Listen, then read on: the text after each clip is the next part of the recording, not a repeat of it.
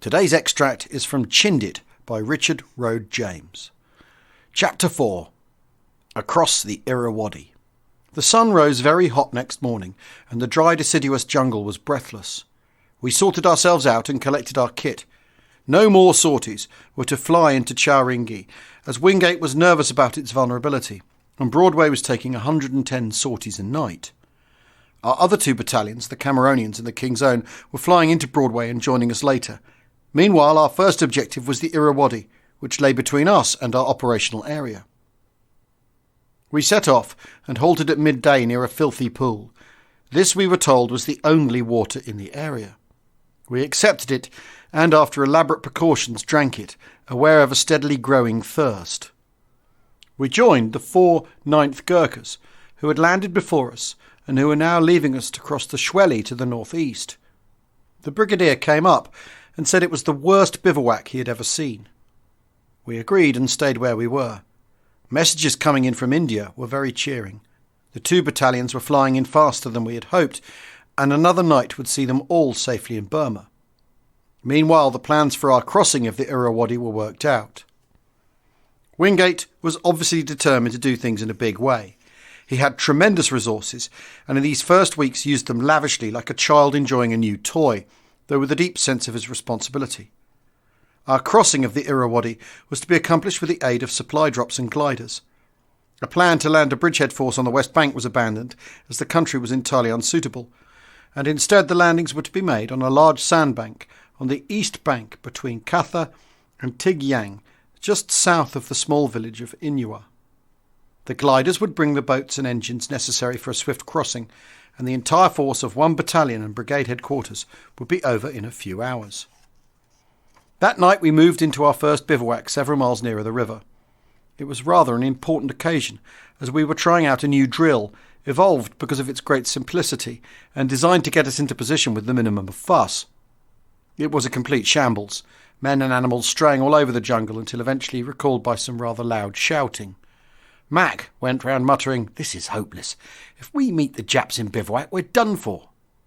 He had been on the previous Wingate expedition and had bitter experience of imperfectly organised bivouacs. As a first tactical manoeuvre, it was not, I am afraid, very impressive, and we felt somewhat humiliated. That night, final details for the crossing were fixed up, and we set off rather late the following morning, aiming to march due west until a mile from the river and then strike south to the crossing place. At this juncture, Brigo and a wireless set disappeared.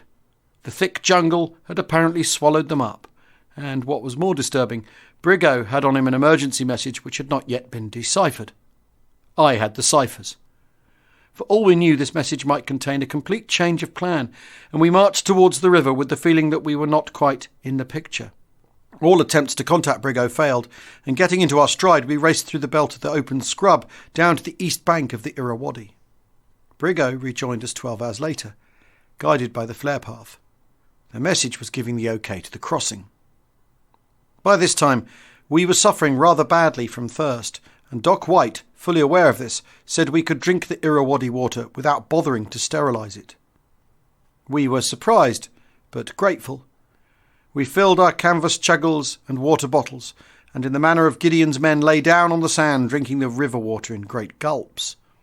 The sandbank stretched nearly a mile down the river with a width of about 300 yards, closing the gap between the 2 shores so that there remained only 600 yards of water to cross. The opposite bank rose steeply up into the jungle-covered hills, and the river wound in a great curve downstream towards Tigyang. We retired to a small patch of scrub, sat down feeling much refreshed, and made our plans to cross. Jack Masters had worked out every little detail and was telling off parties. A platoon was to enter the village of Inua to the north and secure rivercraft. 2 parties were ordered onto the sandbank, one to light the flare path and the other to retrieve the parachutes, while a 3rd party was to stand by to work the boats. They filed off into the night, and I settled down to some messages. News came in shortly from Inua, rafts south of village, and the village itself was reported free of enemy. Our north flank was secure, and we were not unduly worried about the south. Brushwood was stacked in small bundles along the sandbank, a man at each stack ready to set a match to it. Then at 9 o'clock we heard the Dakotas. They made their run up from the north and dropped the chutes fairly and squarely down the flare path. It was a good start, and we dragged the loads off the strip, rubber boats, marine gear, and a host of sundry items. The gliders were due in half an hour. There were 3 of them on single toes, and the first one appeared exactly on time. It cast off at about 500 feet flying north. As we sat in the bashers, we heard the whistle and hum of its fabric and saw it bank steeply at the north end of the strip, slipping to lose height and touching down with a bump on the sand. It seemed to have overshot rather. The second one followed, also overshooting, and I was down by the flare path as the third one came in. I was at once struck, as I think everyone was, by what appeared to be a big defect in these American gliders. They came in at a very shallow gliding angle, so that any slight overshoot would mean landing a long way from the strip. It also meant that a low approach was essential, and this was not always possible in Burma. This particular glider was coming in very low, so much so that I thought it would hit some Gurkhas who were standing about 100 yards in front of the first flare. Yet it touched down some distance from the strip. Fortunately, the landing area was lenient to errors of judgment, and all 3 gliders pulled up safely on the sandbank about half a mile beyond the strip. 2 of them had bumped badly, and only one was fit for snatching up. We were thankful that at least there had been no crashes, but our faith in gliders was not very much strengthened. On looking back, I feel we were asking far too much of these gliders and operating them under conditions which had never been tried out before, or, as far as I know, experienced since. Expecting much, we were annoyed at less than the best. Carrying parties marched off up the sandbank and started unloading the gliders. There were large ranger boats and outboard engines, small boats, rope, petrol, oil. Somebody had thought carefully about this, and we were grateful, but it all had to be carried half a mile to the place chosen for assembly. This was the beginning of our troubles. The massive engines were hauled, pushed, carried, and rolled over the uneven sand. Even under the full moon, the men sweated freely, and to the fatigue of the march was added the fatigue of aching arms and strained backs. The boat parties were ready to operate, and the first flight of troops was standing by ready to cross. Still away in the distance, the men were dragging the boats across the sand. Time was slipping by rather fast, and the night was not as young as we would have liked. There were no reports yet of any Japs, but we did not feel secure. The little body of troops by the water's edge was growing, and we were compelled to hold up the fresh arrivals and send them back. As we waited, there came the sound of an aeroplane again. A Dakota appeared out of the night to snatch up the surviving glider. It made its run from the south, passing to the side of the glider, which could be distinguished by the lights on the posts of the pickup apparatus. The glider engaged and was lifted straight up, following the Dakota over the hills to India. It was a remarkable feat of airmanship. Inside the glider with the pilots was a strange cargo of passengers, some Burma traitor police we had caught a short while before, who had been drugged to keep them quiet in the glider. The first few boats reached the assembly point and were hastily put together. Smithy and a small party of Burma rifles pushed off to the other bank. We saw them reach the bank, clamber out and disappear into the jungle. We waited for an answer, and soon over the walkie-talkie radio came the all clear. There was no enemy, and it only remained for us to cross. It was getting late now, but we reckoned we would be just over before dawn broke to reveal our movements. A spearhead of Gurkhas was due over first to hold and expand the bridgehead in case the Japs got wind of our activities. Then the first flight of brigade headquarters, followed in no particular order by the rest of the troops and animals. Troops and men were now being detailed off and the boats assembled in the bright moonlight. The first boatload of Gurkhas scrambled aboard, or rather tumbled, for the Gurkha has an inborn fear of water and is not seen at his best when confronted with a river crossing. The boat coxswain had great difficulty in preventing the boat from capsizing as the little men leapt in. There was a wrench at the starting rope, and the boat went chugging off into midstream. There was a splutter, the engine failed but soon picked up again, and the men tumbled ashore on the west bank. More boats had now been assembled, and soon we had a fleet of them serviceable. I took over one myself and started off, my glasses flying off my nose into the river as I pulled the rope. Halfway across, the engine died, and the Gurkhas peered uneasily over the side. The engine spluttered into life again, once more faded. We reached the west bank in a series of short hops, and the journey back with the empty boat was even worse. I eventually rowed myself in. What I had taken to be my very bad watermanship was now apparently general practice. Very few of us had ever handled these boats before, and soon there were only 2 serviceable boats left. There were dark mutterings about shear-pins. Our troubles were beginning, and the brigadier, when he came to the beach to inspect the progress, was far from satisfied. He saw several boats floating downstream, out of control, and most of the others beached for overhaul, their engines obstinately inactive. He returned to the command post and sent a message to Force Headquarters reporting slow progress.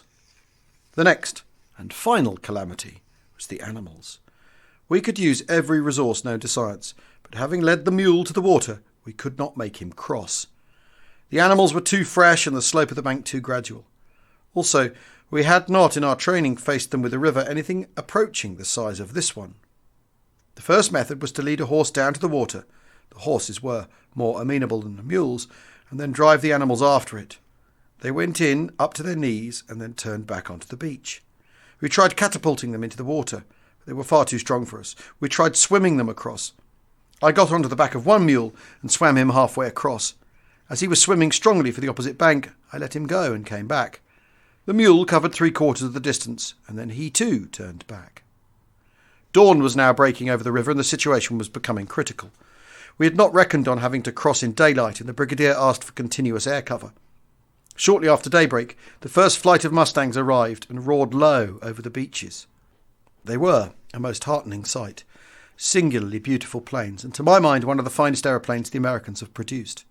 They were Cochrane's boys, number 1 Air Commando. We must have looked rather like a crowd of trippers on holiday, dotted over the sand with fires rising as meals were prepared. The men on the beach were completely exhausted.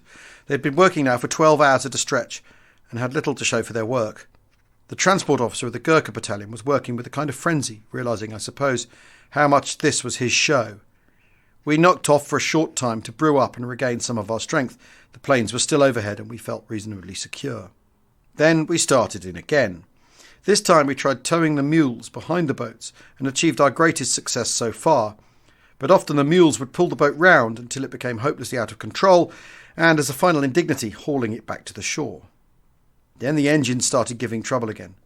We'd got about 20 animals over, but that was only a small fraction of our total complement.